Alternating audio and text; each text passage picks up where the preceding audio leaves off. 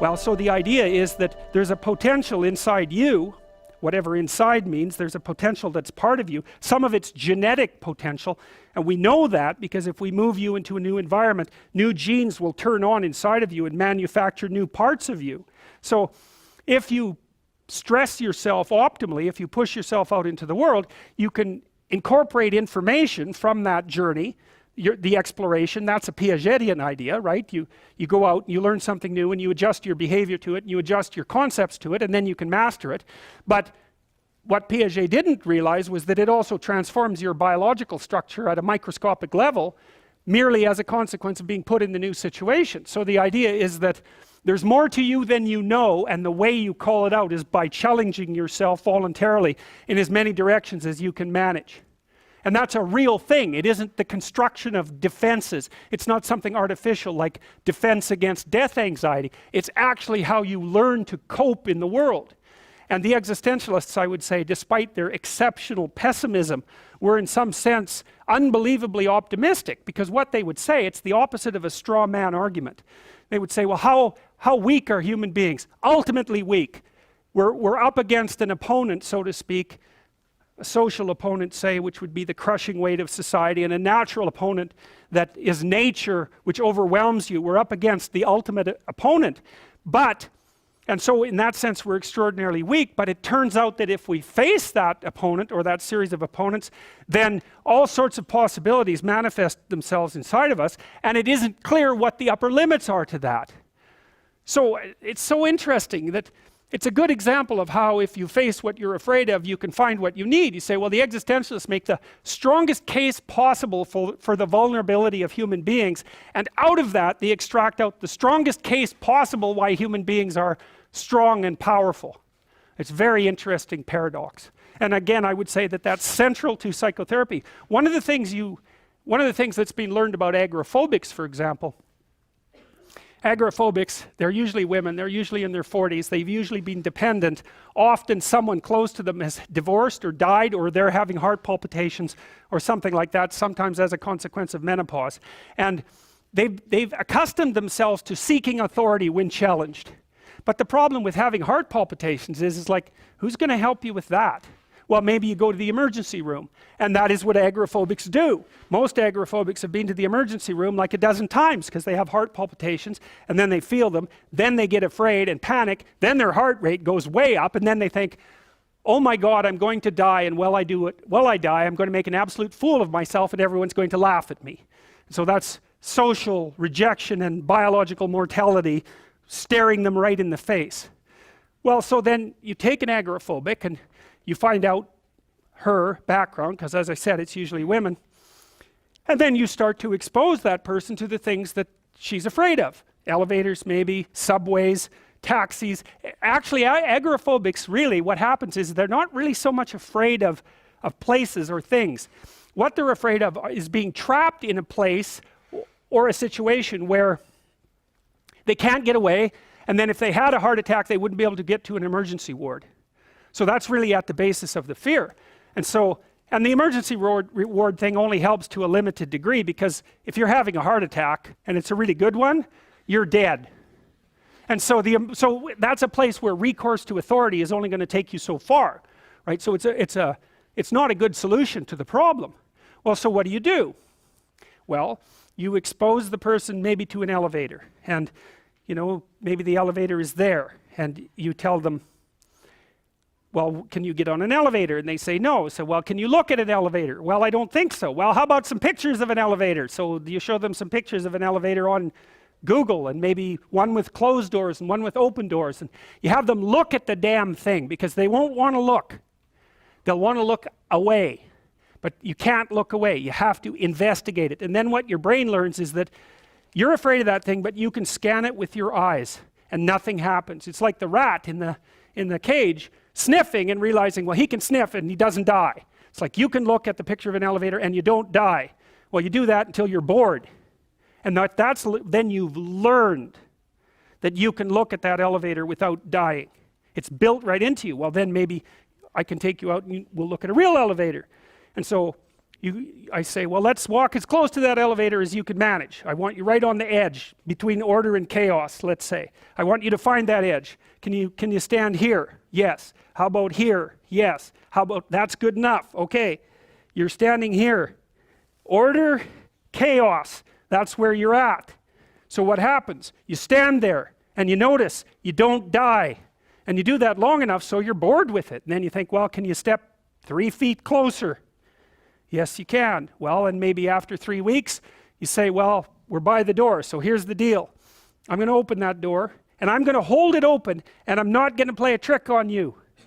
And so what you're going to do is just poke your head in and take a look around. And so imagine doing that. Okay, so you imagine it. Okay, now actually do it. Then I don't let go of the door. That's what evil psychotherapists do. Anyways, then you get the person inside, and what you see is they're looking at their shoes.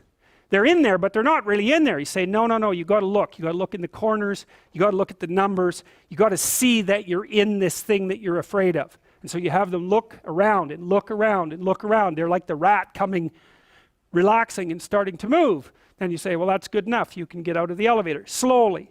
Don't rush out. Just go out calmly. Good enough.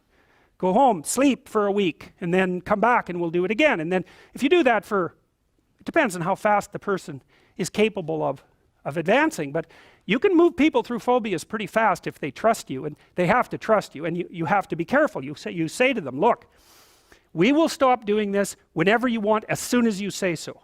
So this is completely up to you. I'm not pushing you. I've got no demands on you.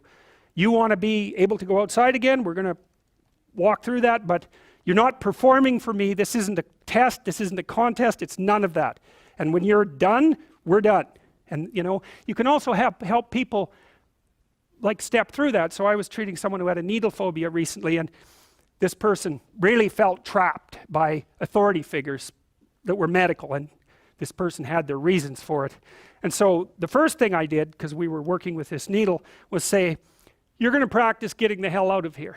So I'll come at you, I'll come at you with this needle, I don't have a needle, but we'll pretend I do. Okay, so I'm going to move it towards you, and you're going to tell me to stop, and you're going to leave the room because you want to see that you can.